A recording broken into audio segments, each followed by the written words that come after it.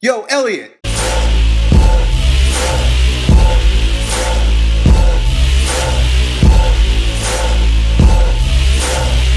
All right, so we got this question here from our buddy Michael. He wants to use the front squat because he heard Elliot Hulse say that it is one of the only 4 exercises that you need. And he's correct. I really believe that the front squat is a quintessential exercise for becoming a stronger version of yourself, mainly because it is not only a strengthener of the body, but it exposes all of your muscular imbalances, be it over tight or immobile muscles and joints, or literal weaknesses, muscles that just don't turn on. So you can't just do the front squat, you can't willy-nilly. You know, certain exercises everybody can do. You hop on a machine and do leg extensions, everyone can fucking do it.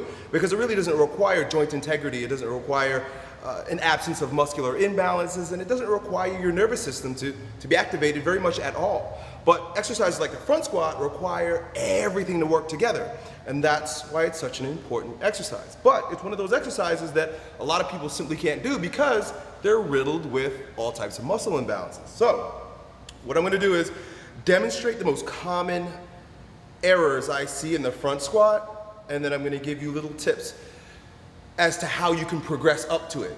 You know, anytime there's an exercise you can't do, you've got to find a way to progress up to it. So that basically means if, you know, this is the benchmark, right? Meaning here's being able to do a proper front squat, you've got to ascend your program by chunking down the movement into different pieces and work on those pieces individually and in an integrated fashion in order to get you here. Does that make sense? So basically what I'm saying is we got to work on upper body shit that's wrong and lower body shit that's wrong. Once we attack each of those individually, we can put them together and hopefully get an integrated movement that looks like a front squat. The upper body imbalances, and here's the thing, guys, you got to understand this. We like to break things down because it helps us to focus our attention on them, but there's no such thing as a single movement that doesn't affect everything else. Your body, your mind, your nervous system integrates everything about who you are, and guess what? Your environment. We are not separate in any way, shape, or form. Mind, body, muscular system, joint to joint, and even human being to nature. It's all one thing. But anyway, that's not the point of this video, obviously. It's how to fucking front squat. So, watch me. One of the things that you're gonna see, and hopefully you guys can see me well, I got the new camera here, so I can't really see what I'm doing. A lot of guys, they wanna grab it and they do this, right?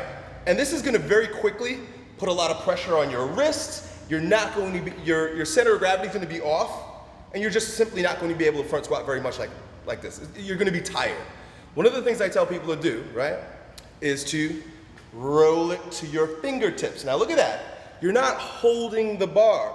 In fact, the bar is just resting on your body, right? I'm not holding it with my fingers at all. In fact, I have to stretch. Normally I can get my pinky under there after a little bit of stretching, but I really don't need to. And I've showed you guys stretches before about how to stretch your hands, but let's say you are a little bit immobile or tight right now, like I am. You only need a couple fingers. Then from that point, what you've got to do is extend your thoracic spine. See, look at this. If I do this, it's just going to break my fucking fingers because I have a thoracic kyphosis. I'm flexing at my upper back. What you need to do is, what I tell people is, show your boobs off. Imagine you had you're a woman with a boob job, right? You want to show those suckers off, right? You paid several grand for them, show those babies off. Show off your boobs, bring your elbows in and point them up. So now you're in a good position to go. A lot of people, I mean, this is difficult as it is.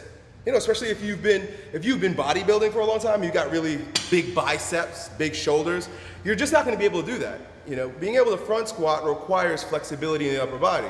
That flexibility and that mobility is hampered by lots of bulk. That's why Olympic lifters, if you notice, they don't have big biceps. There's not a lot of bulk up here.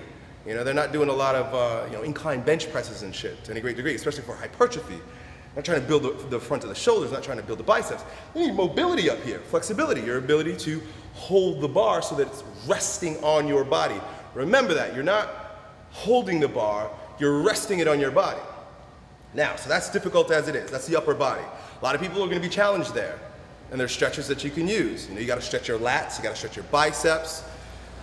You've got to use a foam roller, or like I've constructed and showed you before, and I'll be using it in my journal, my training vlog, the bioenergetic stool, where you lean over it and it stretches your lats and it mobilizes your thoracic spine. You're going to have to do extra mobilization work if you can't just do that part. Now, that's one part of it. Remember, we'll focus on it, but you cannot just focus on that without considering what's happening down below, because they affect one another. Shit, I'm sweating my balls off today. Anyway, so, again, I'm gonna try to move around a little bit, but like I said, I got my new camera here, so I don't know. Chris is not here to help me. Not that he should be.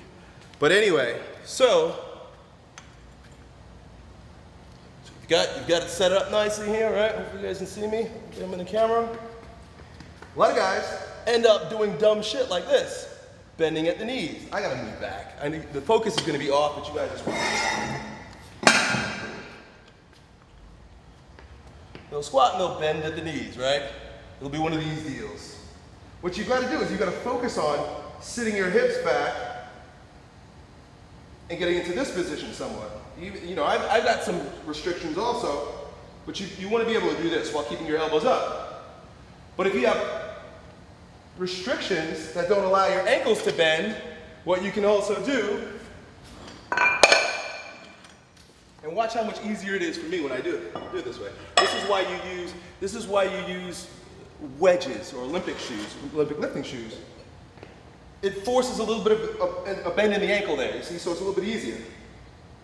It just means you've got tight ankles. You've got to spend some time stretching it. If you can't get down that low,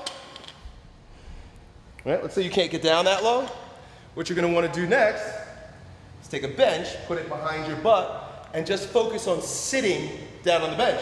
So basically you're setting yourself up with all